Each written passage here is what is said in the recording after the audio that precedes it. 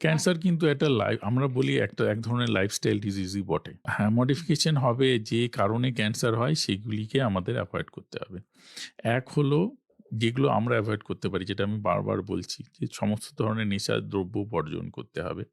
২ হলো যে ক্ষতিকারক জিনিসগুলো আমাদের শরীরে ক্ষতি করছে। যেমন ধরুন এই যে নগরায়ন, এই যে এত পরিমাণে বিল্ডিং তৈরি হচ্ছে, এই বিল্ডিং গুলো থেকে কিন্তু একটা ব্যাকগ্রাউন্ড রেডিয়েশন হচ্ছে, যেটা ক্যান্সার করার একটা কারণ। কাজেই আমাদের একটু প্রকৃতির কাছে ফেরত যেতে হবে। আমাদের একটু গাছপালা লাগাতে হবে, যাতে দূষণ আমরা প্রতিরোধ করতে পারি।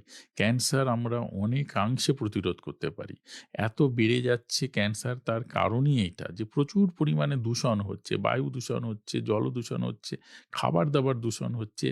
প্রচুর পরিমাণে ক্ষতিকারক পদার্থ আমরা খাবার উৎপন্ন করতে, তাকে প্রিজার্ভ করতে, তাকে ট্রান্সপোর্ট করতে ব্যবহার করছি এবং বাতাসের দূষণের তো কোনো পরিসীমা নেই।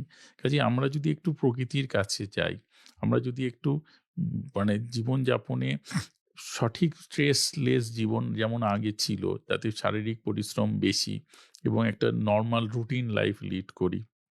খাবার-দাবার অভ্যাসে আমরা ট্র্যাডিশনাল খাবার-দাবার মেইনটেইন করি এবং শারীরিক পরিশ্রম, এক্সারসাইজ আমরা রেগুলার করে যাই।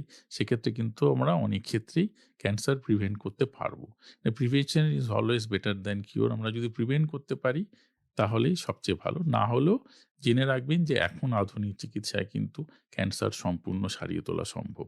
ক্যান্সার মানে কিন্তু মৃত্যু নয়। এমনকি স্টেজ 4 ক্যান্সার রোগীকেও আমরা বহুদিন সুস্থ রাখতে পারি।